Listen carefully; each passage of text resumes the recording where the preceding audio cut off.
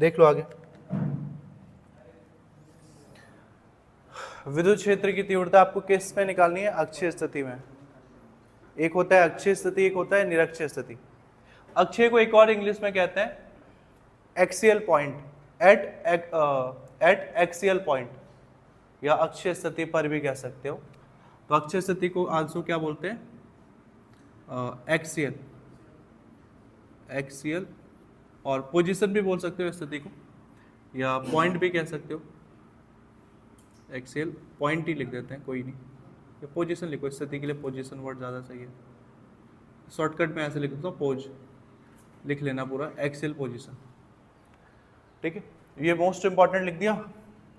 ये आपकी फिजिक्स के लिए मोस्ट इंपॉर्टेंट टॉपिक कुछ होते हैं, उसमें से एक ये टॉपिक आता है, अक्षीय और निरक्षीय स्थिति। अब देखो, मैंने अभी अभी पिछले टॉपिक में क्या पढ़ाया? विद्युत द्विध्रुव पढ़ाया, इलेक्ट्रिक डायपोल पढ़ाया। आपको इलेक्ट्रिक डायपोल पे ही ये सब करना है। आपको यहाँ पे इलेक्ट्रिक डायपोल दिख रहा है, ये दिख रहा है इलेक्ट्रिक डायपोल। दो आवेश समान परिमाण और विपरीत प्रकृति के एक दूसरे से शॉर्ट डिस्टेंस पे स्थित हैं। एल मतलब 2L, एल और एल जोड़ देंगे तो ये विद्युत द्विध्रुव है। तो विद्युत द्विध्रुव पे आपको विद्युत क्षेत्र की तीव्रता निकालनी है। अक्षीय का मतलब होता है कि लेफ्ट या राइट, मतलब आपके पास एक विद्युत द्विध्रुव है जिस पे ये आवेश रखा है। ये सारे लाइंस का एक एक करके मतलब समझ में आएगा। ये जो आवेश रखा है, इस आवेश से कुछ दूरी पर आपको विद्युत क्षेत्र की तीव्रता निकालनी है। और विद्युत क्षेत्र का फॉर्मूला हमें पता है, क्या होता है विद्युत क्षेत्र का फॉर्मूला? E बराबर K Q upon R square. मतलब आपको अगर आवेश है तो आवेश की वजह से क्या उत्पन्न होगा? विद्युत क्षेत्र उत्पन्न होगा। अगर आपको Q पता है तो आप E निकाल सकते हो। और यहां पर देखो कितने Q हैं? 2 Q हैं। तो आप एक ऐसा पॉइंट चुनोगे जिस पर आपको विद्युत क्षेत्र की तीव्रता निकालनी होगी। अक्षीय का मतलब है कि अगर वो पॉइंट आवेशों के लेफ्ट या राइट साइड है तो उसे कहते हैं एक्सियल पॉइंट। और अगर वो पॉइंट, जिस पॉइंट पर विद्युत क्षेत्र की तीव्रता निकालनी है, वो ऊपर, द्विध्रुव के ऊपर या द्विध्रुव के नीचे है, तो उसको कहते हैं निरक्षीय स्थिति। अक्ष कहते हैं जब इसके लेफ्ट या राइट में है। जैसे अगर ये विद्युत द्विध्रुव है, ये एक छोटा सा विद्युत द्विध्रुव बना रहा हूँ, एक आवेश प्लस माइनस क्यू, एक प्लस क्यू, तो आपको एक आवेश के कारण किसी बिंदु पर विद्युत क्षेत्र की तीव्रता निकाली, तो बिंदु मान लिया ये है, इस बिंदु को मान लिया P। तो आपको सपोज प्लस क्यू के कारण P पर विद्युत क्षेत्र की तीव्रता निकालनी है, तो आप इस स्थिति को, इस P वाले पॉइंट को कहोगे ये अक्षीय स्थिति है। लेकिन आपको अगर P पे ना निकालना हो, सपोज ये P यहां ना होके इधर भी हो सकता है और इधर भी हो सकता है, लेफ्ट और राइट रहेगा, तो आप इसको कौन सी स्थिति कहोगे? अक्षीय स्थिति।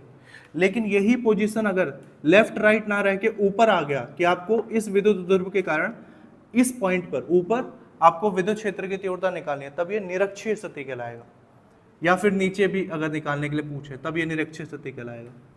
तो अक्ष का मतलब दाएं या बाएं अगर आपको निकालना है, और निरक्ष का मतलब या तो ऊपर निकालना है या फिर नीचे निकालना है विद्युत द्विध्रुव के। तो अभी हम फिलहाल अक्षीय स्थिति पढ़ रहे हैं, मतलब लेफ्ट या राइट। और अभी तक हमें इतने सालों से, या बुक में भी, हर पब्लिकेशन की बुक में एक ही आदत है कि हमें वो पॉइंट हम राइट साइड ही लेते हैं।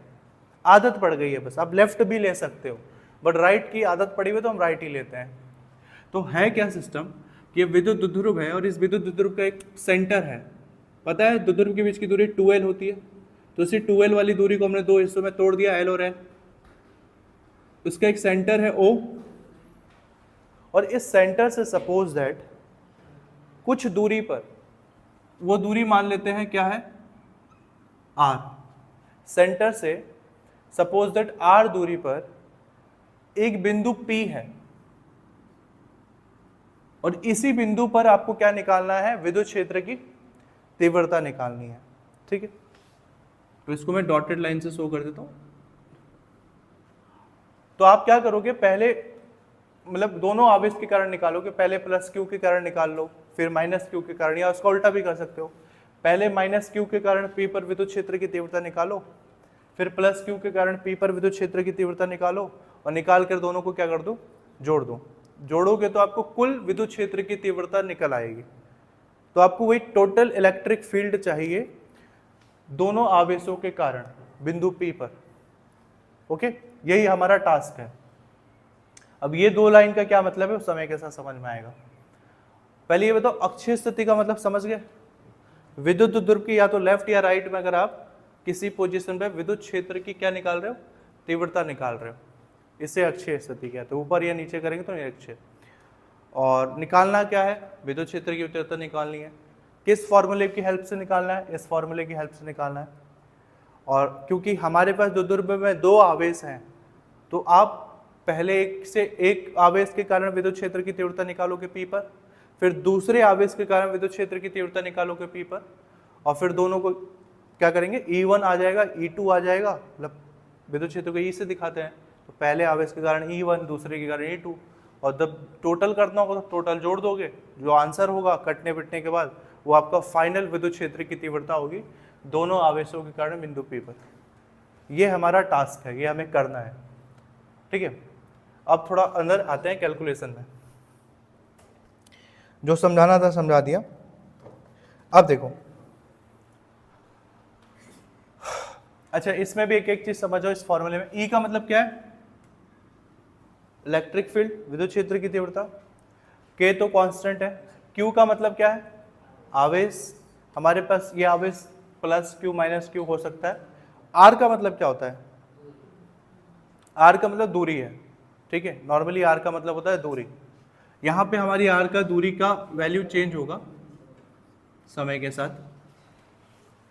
अब निकालते हैं हम किसी एक आवेश के कारण पहले, फिर किसी दूसरे आवेश के कारण निकालेंगे।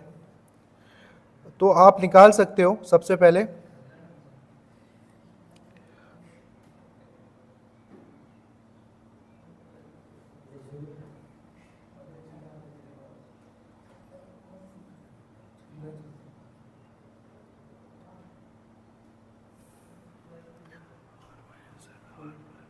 ठीक है,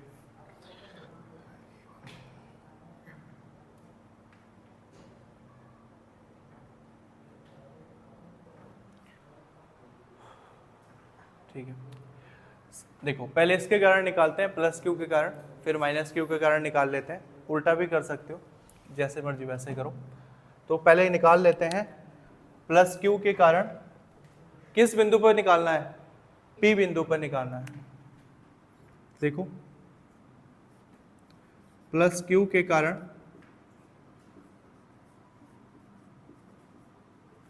फेड हो गया है मार्कर।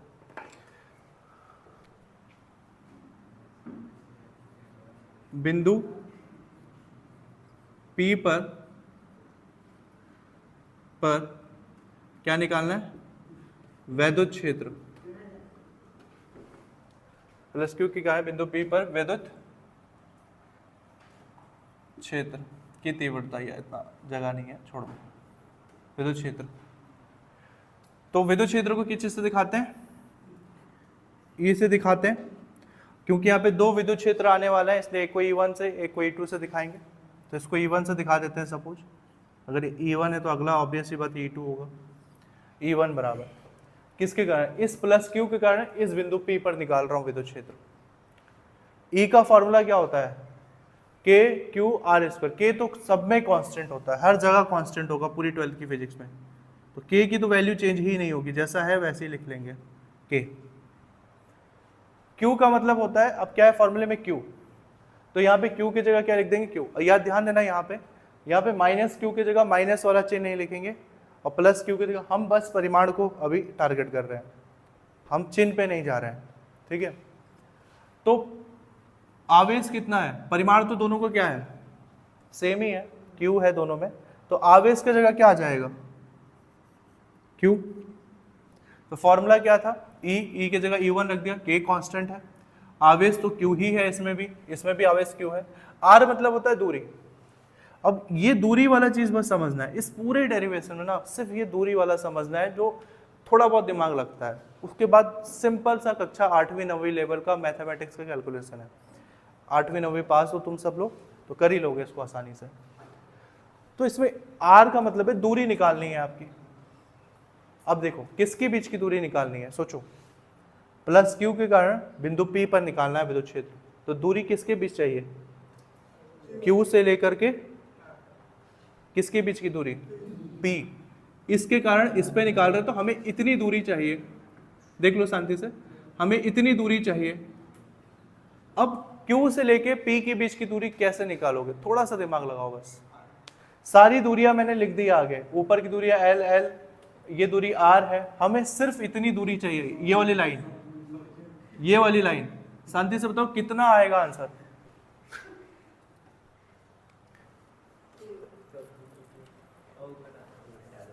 थोड़ा सा देखो, हाँ घटाना ही है। कैसे? कितना आएगा ये डिस्टेंस प्लस Q और P के बीच का? यस, नीचे वाले में से ऊपर वाला घटा देंगे।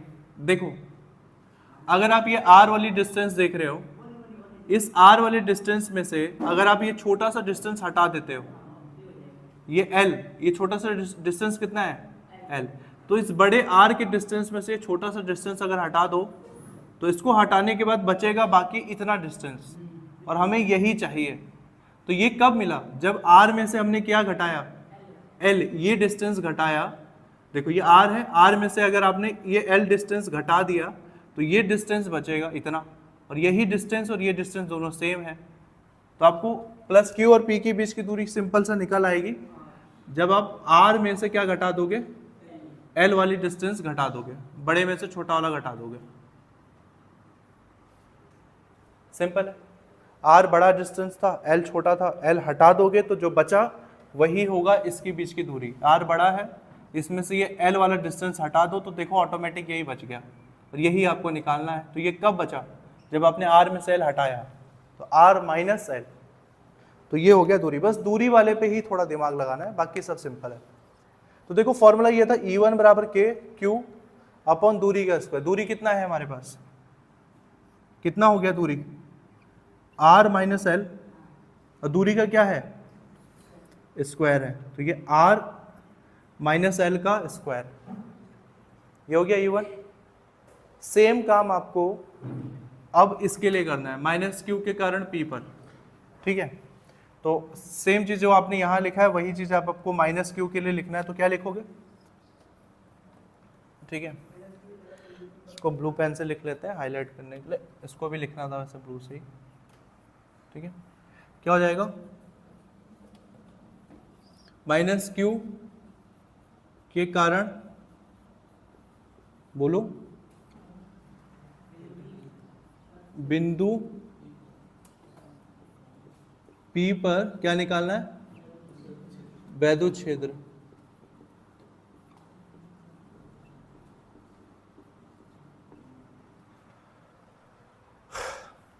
तो E2 बराबर क्या हो जाएगा? ये E1 है तो ये E2 हो जाएगा। देखो ये वाला दिख रहा है कैमरे पे, दिख ही रहा होगा, इतने नीचे तो नहीं है वैसे,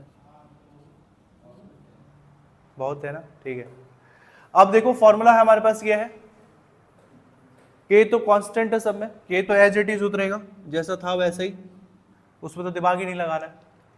Q क्या है? आवेश। अब देखो माइनस इसके कारण, इस माइनस के कारण इस P पर विद्युत क्षेत्र निकाल रहे हैं, तो परिमाण तो इसमें भी Q ही है, तो ये भी Q है, नीचे वाला भी Q हो जाएगा, परिमाण तो सेम है, बस चेंज हो रहा है दूरी। अब देखो पहले प्लस Q और P की दूरी नजदीक थी, अब माइनस Q और P की दूरी दूर है, तो कितना दूर है? जैसे आपने यहाँ घटा के सोचा वैसे यहाँ पे कुछ सोचो। प्लस Q और P के बीच की दूरी कितनी है? यस, जोड़ देंगे। ध्यान से देखो Q और P के बीच की दूरी कब है? सबसे बड़ी दूरी तो हमें R दिख रही है, इस R वाली दूरी में और कितनी दूरी जोड़ दोगे कि ये माइनस Q और P की हो जाएगी डिस्टेंस? ये देखो ये L वाला डिस्टेंस भी अगर आप जोड़ दो R में, तब आपका माइनस Q से P तक का डिस्टेंस पूरा कवर हो जाएगा। तो बस क्या करना है, ये R माइनस L था तो आपको R में क्या जोड़ देना है? L जोड़ देना है। इस R में अगर आप ये L जोड़ दो तो आपका पूरा ये डिस्टेंस कवर हो जाएगा। तो यही दूरी है माइनस Q से P की बीच की। तो कितना हो जाएगा ये? R प्लस L का होल स्क्वायर, या R माइनस L का होल स्क्वायर या R प्लस L का स्क्वायर। बस इतना दूरी में बस दिमाग लगाना था। इसको तो सीधे से लिख लेते हैं, अच्छा हो रहा था ये। अब ठीक है। अब बताओ E1 E2 कैसा है, समझ में आया? E1 E2 में तो कुछ ज़्यादा दिमाग लगाना नहीं है। नेट निकालने के लिए आप क्या करोगे? नेट डिस्टेंस निकालने के लिए एक होता है टोटल, एक होता है नेट। फिजिक्स में हम नेट वर्ड ज़्यादा यूज करते हैं। टोटल तो मतलब होता है सिंपल जोड़ दो। नेट का मतलब होता है कि आपको बड़े में से छोटा घटाना होता है, ठीक है। और फिजिक्स में हम नॉर्मली नेट वाला वर्ड ज़्यादा यूज करते हैं, नेट इलेक्ट्रिक फील्ड। तो आप क्या करोगे यहाँ पे आप अगर P पर टोटल विद्युत क्षेत्र की तीव्रता निकालनी हो तो आप ज़्यादा मान वाले विद्युत क्षेत्र की तीव्रता में से कम मान वाला घटाओगे। तो बताओ पहले ज़्यादा किस पे होगा मान? नेट निकालने के लिए ज़्यादा में से कम वाला घटाना पड़ता है, ज़्यादा में से कम वाला घटाना पड़ता है। एक सिंपल सी चीज़ें पूछ रहा हूँ, P पर विद्युत क्षेत्र की तीव्रता निकालनी है। एक विद्युत क्षेत्र की तीव्रता प्लस Q के कारण P पर लग रही है और एक विद्युत क्षेत्र की तीव्रता माइनस Q के कारण P पर लग रही है। बताओ P प्लस Q के कारण ज़्यादा विद्युत क्षेत्र फील करेगा कि माइनस Q के कारण विद्युत क्षेत्र ज़्यादा फील करेगा? प्लस Q के कारण करेगा, ठीक है। अगर किस लोगों को डाउट है कि कैसे, तो एक सिंपल सा एग्जांपल आप समझो। हाँ, चुंबक कर सकते हो, बट यहाँ चुंबक नहीं, यहाँ पे मैं कुछ बना लेता हूँ अपनी कलाकृति। सपोज यहाँ पे कोई पर्सन है, अब जो भी है यहाँ पे मान लो कोई भी है। सपोज यहाँ पे कोई पर्सन खड़ा है पॉइंट P पर, इसी पे विद्युत क्षेत्र की तीव्रता निकालनी है और यहाँ पे जल रही है आग। एक आग यहाँ पे जल रही है, यहाँ पर एक आग जल रही है प्लस Q पर और एक आग चल रही है माइनस Q पर। कॉमन सेंस वाला क्वेश्चन पूछ रहा हूँ। उस पर्सन को जो P पॉइंट पर स्थित है उसे प्लस Q वाली आग ज्यादा फील होगी, गर्मी ज्यादा फील होगी कि माइनस Q के कारण ज्यादा गर्मी फील होगी? प्लस P के कारण। जो नजदीक होगा ज्यादा विद्युत क्षेत्र, प्लस है बाहर की तरफ निकलेगा, ठीक है। प्लस चार्ज वैसे भी बाहर की तरफ ही निकलता है, P की तरफ निकलेगा। तो इतना कुछ बताने की वो नहीं थी। तो नेट आप कैसे निकालोगे? ज्यादा में से कम निकालते हैं, ज्यादा में से कम घटा देते हैं। तो ज्यादा कौन है? प्लस Q वाला। प्लस Q के कारण P पर ज्यादा लग रहा है इलेक्ट्रिक फील्ड, तो प्लस Q के कारण इलेक्ट्रिक फील्ड कितना पैदा हुआ? E1, मतलब ये ज्यादा है और E2 क्या है? कम। तो नेट निकालने के लिए आप E1 में से क्या घटा दोगे? E2 घटा दोगे। तो ये कैसे हो जाएगा? ठीक है, इसको ले अच्छे से लाइन खींच लो। बस यहाँ से एक सिंपल से कैलकुलेशन, उसके बाद आंसर आ जाएगा। यही आपकी डेरिवेशन जो मोस्ट इंपॉर्टेंट है। देखो यहाँ लिख सकते हो, चूंकि सिंस दैट क्या है, कौन बड़ा है? Q के कारण, प्लस Q के कारण हो रहा है, तो प्लस Q वाला कौन है? E1। चूंकि E1 बड़ा है तो E1 इज ग्रेटर देन, किससे बड़ा है? E2 से। चूंकि E1 is greater than E2, सो इसलिए का चिन्ह ऐसे बनाते हैं, एक ऊपर दो नीचे। इसलिए आप E कैसे निकालोगे? टोटल इलेक्ट्रिक फील्ड कैसे निकालोगे? E बराबर, या नेट इलेक्ट्रिक फील्ड कैसे निकालोगे? बड़े में से छोटा वाला घटा दो। तो बड़ा कौन है? E1। E1 क्या है? या फिर लिख ही लो पहले, बड़ा कौन है? E1 और छोटा कौन है? E2। बड़े में से छोटा घटा दो। अब यहीं से सिंपल सा 7वीं 8वीं लेवल का कैलकुलेशन, आपका आंसर आ जाएगा। ओके, E1 की वैल्यू पुट करें अब। कितना है E1 की value? KQ R minus L का होल स्क्वायर। तो E बराबर कितना हो जाएगा? KQ upon R minus L का होल स्क्वायर, और ये क्या है? माइनस। E2 कितना है? सेम वैल्यू है ऊपर, नीचे बस माइनस की जगह क्या आ गया है? प्लस आ गया है। ये आ जाएगा KQ upon R plus L का होल स्क्वायर। थोड़ा सा लेंथी जाएगा, बट ये डिफिकल्ट नहीं है, आसान है, बहुत आसान है। लेकिन 7वीं 8वीं लेवल का बस तुम्हें दिमाग चाहिए, थोड़ा उस लेवल का तुमने मैथ किया होगा, हल्का फुल्का, वो भी मैथ, हार्ड वाला नहीं। इस पूरे कैलकुलेशन में सिर्फ दिमाग यहाँ लगाना था, दूरी में, और अगर आपने एक बार देख भी लिया है तो अब तो जिंदगी भर के लिए फिट हो जाएगा कि जो नजदीक है उसमें माइनस लगेगा, जो दूरी दूर है उसमें प्लस लगेगा। ठीक है, बाकी ये तो सिंपल कैलकुलेशन में वैल्यू पुट हो रही है बस, तो रख दिया हमने वैल्यू जो था। इस वैल्यू में कुछ कॉमन दिख रहा है, k कॉमन है और क्या कॉमन है, q कॉमन है, जो कॉमन है इसको ले लो। अब सिंपल सा कैलकुलेशन चल रहा है, e बराबर k कॉमन, आल्सो क्या कॉमन है, q कॉमन है, जो बचा ब्रैकेट के अंदर लिखो। क्या बच गया इस वाले टर्म में, ऊपर कुछ नहीं बचा तो क्या लिखेंगे 1, और नीचे क्या हो जाएगा r माइनस एल का whole square minus second side क्या बच गया, के क्यू तो बाहर है, इधर भी 1 बच गया, और इधर क्या बच गया r प्लस एल का होल स्क्वायर। ठीक है, ये पूरी तिरछी ही जा रही है मेरी लाइन।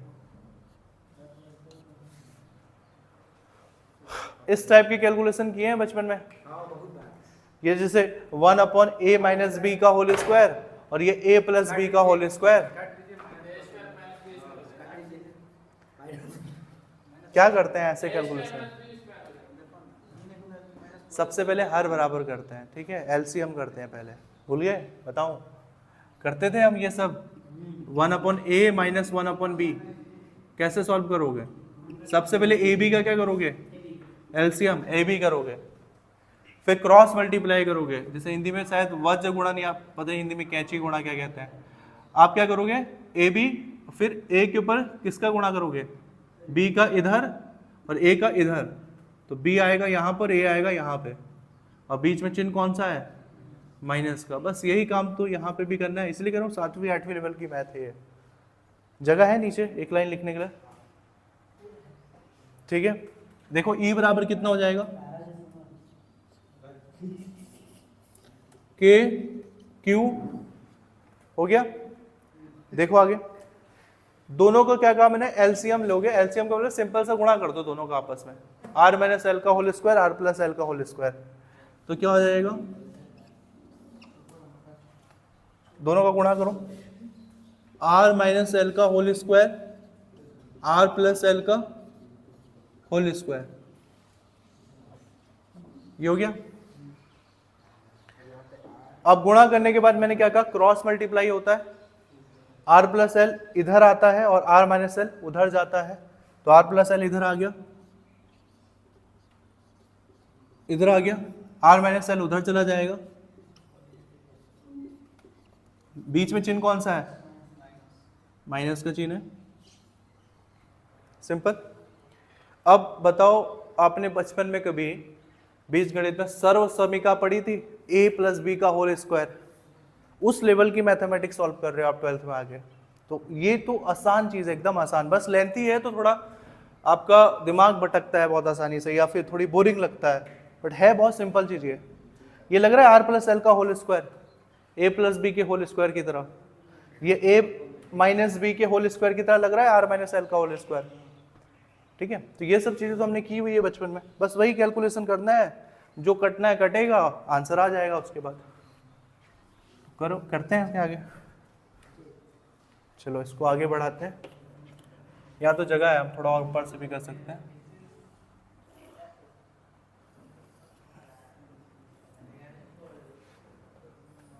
क्या हो रहा है, क्या बोल रहे हो,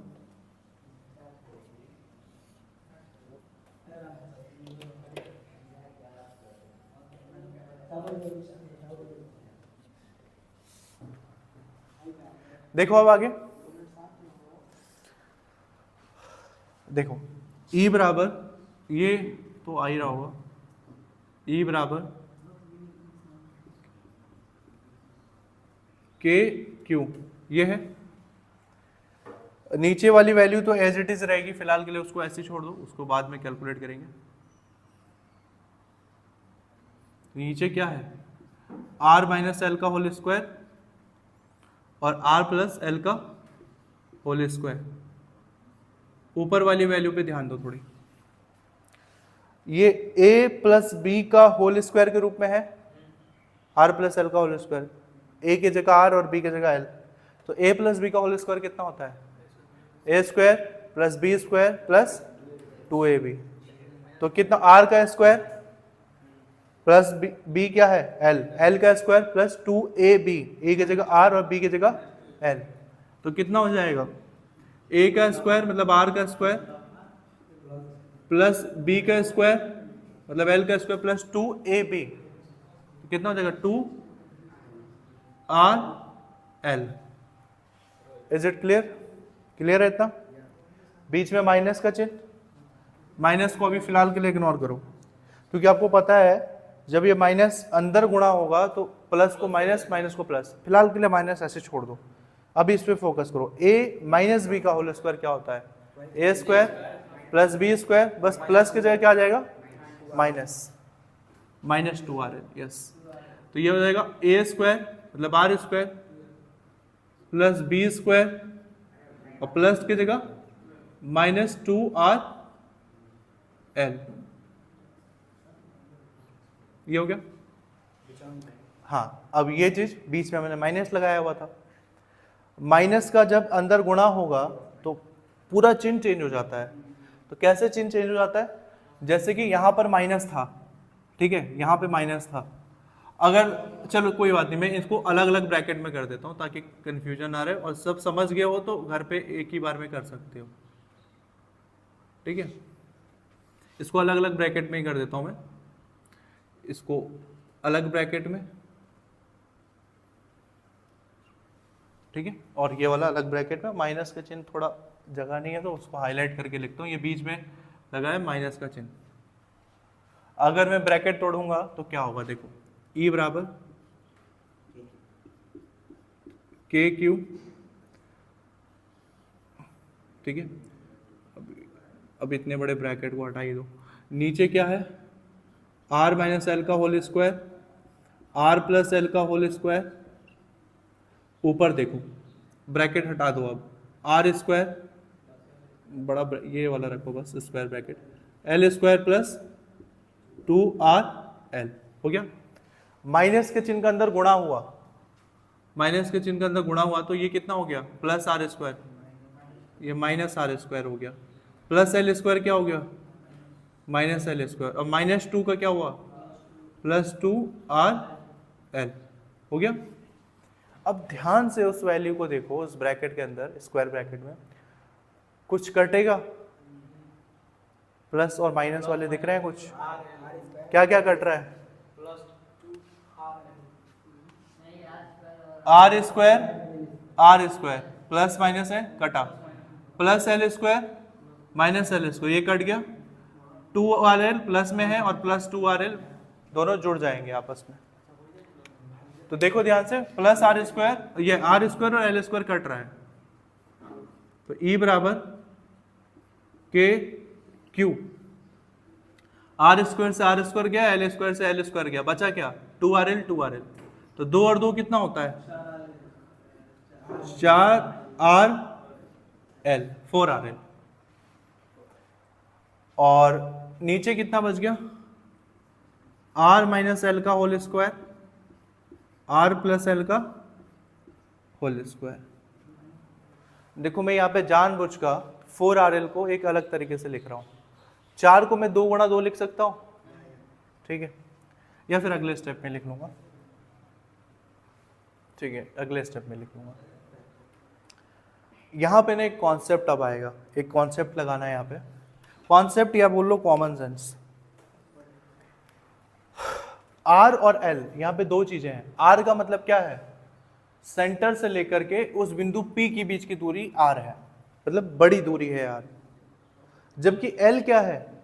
L एक द्विध्रुव का शॉर्ट डिस्टेंस। एक तो मैंने पहले ही आपको समझाया द्विध्रुव जब पढ़ा है इलेक्ट्रिक डायपोल, कि द्विध्रुव के बीच की दूरी खुद ही अल्पतम होती है, छोटी डिस्टेंस होती है 2L, और आपने L लिया है, इसका मतलब वो छोटी डिस्टेंस का भी आपने आधा कर दिया है। सोचो, वो 2L डिस्टेंस पहले ही बहुत छोटा था, अल्पतम था, और उस छोटे का भी आपने आधा कर दिया, तो सोचो और कितना ज्यादा छोटा हो गया। तो दो दूरियां यहां पर हैं एक साथ, एक है R दूरी जो काफी बड़ी है, और एक है दूरी L जो काफी क्या है? छोटी है।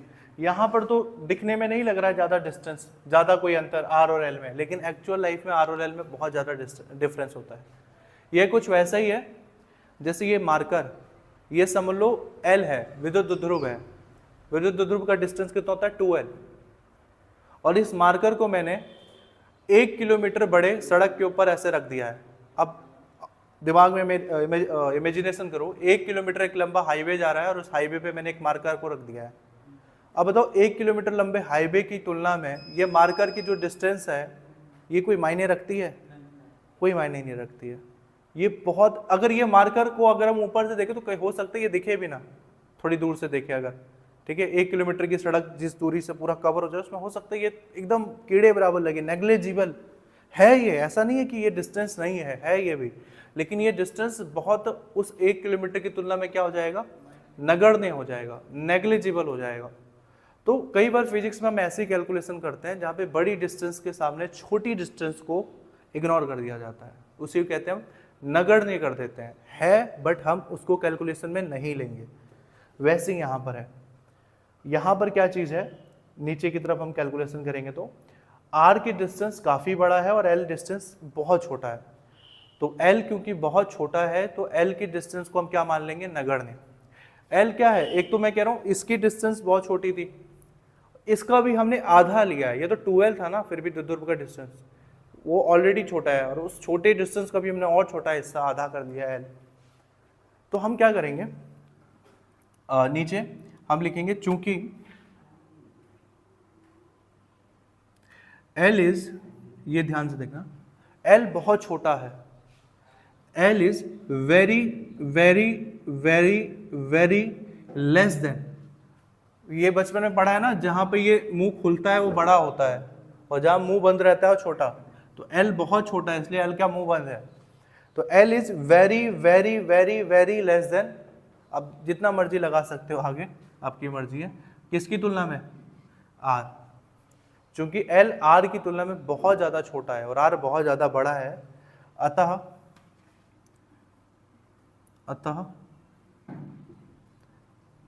L को नगण्य मानने पर, नगण्य मतलब नेग्लिजिबल, ये कवर हो रहा है, L को नगण्य मानने पर, मान के चलो कि नीचे वाली वैल्यू में L है ही नहीं, ठीक है, वो कैलकुलेशन में हेल्प करेगा। ऊपर वाली में हम L नहीं हटाएंगे, ऊपर वाली वैल्यू में L को 0 नहीं मानेंगे, क्योंकि अगर L को 0 मान लिया तो L सबके साथ गुणा में है, सभी 0 हो जाएगा, तो सब 0 हो जाएगा तो फिर आंसर ही नहीं आएगा कुछ। तो ऊपर वाली वैल्यू में एक छोटा सा काम करेंगे हम, इसी को आगे बढ़ा देता हूँ मैं, वैसे मैं यहीं पे कर रहा था, वैसे ही देखो 4 को मैं यहाँ पे कर रहा था फिर मैं रुक गया, तो 4 को मैं क्या लिख सकता हूँ, 2 गुणा 2 लिख सकता था मैं 4 को, ये 4 आया कैसे था, 2 और 2 4, 2 4 को मैंने ऐसे कर दिया 2 × 2 RL।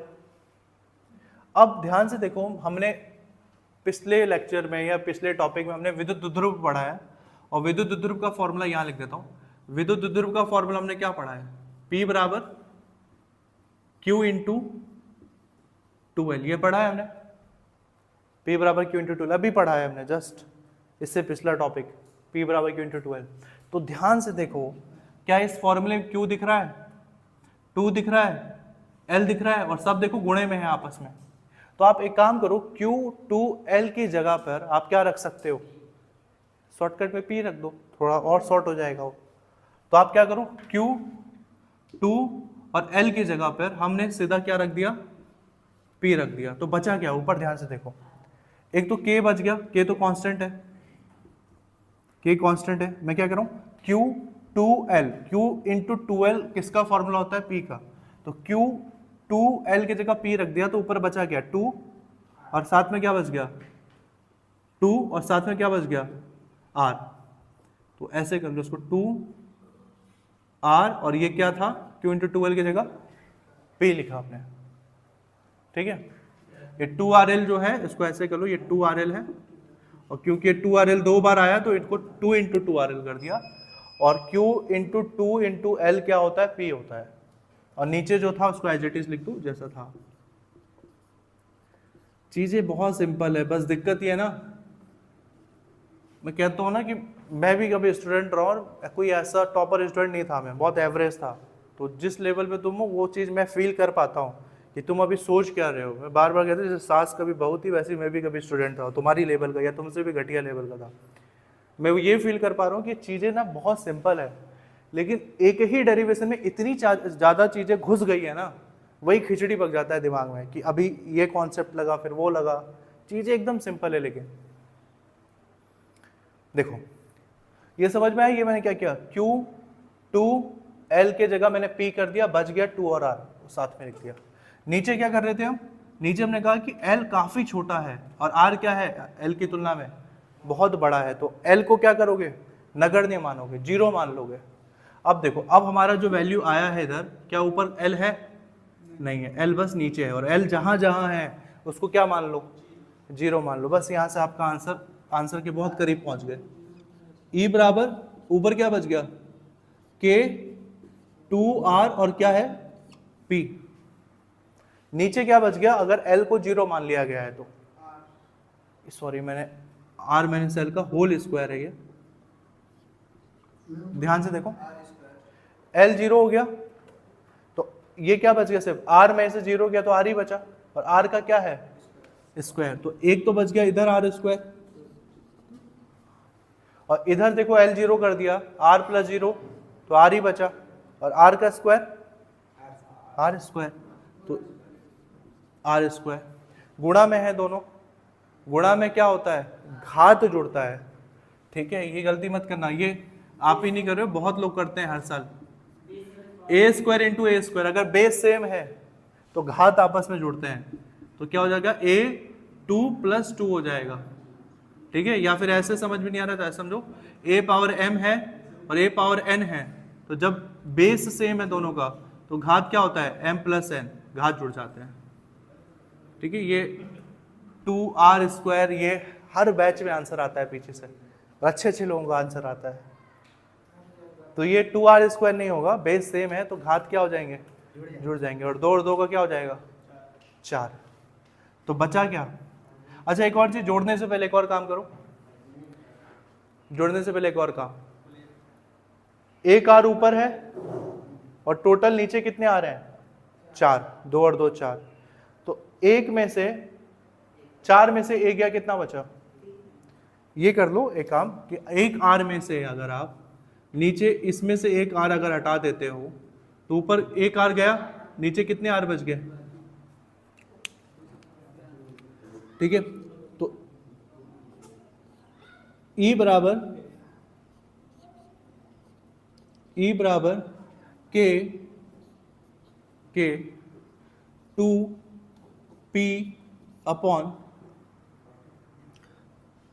मैं एक लाइन यहाँ पे लिख दे रहा हूँ, 2RP अपॉन R स्क्वायर का क्या हो गया, R की घात 4।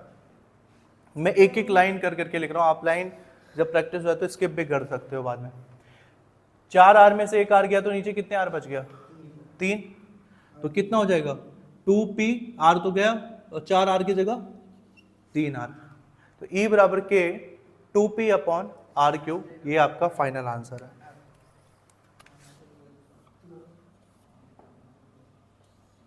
ये आपका फाइनल आंसर है, और चाहो तो K की वैल्यू पुट कर सकते हो, तो या और करके लिख सकते हो। K की वैल्यू कितनी होती है, E बराबर 1/4 पाई एप्सिलॉन 0, ये K की वैल्यू होती है, तो इसको रख दिया, और बगल में क्या बच गया 2P अपॉन R3, दोनों एक ही चीज है, आपको जो पसंद आए वो लिखना, रेड वाला पसंद है रेड वाला, ब्लैक वाला है ब्लैक वाला, दोनों समझ में आए दोनों लिखना। लिख रहा हूँ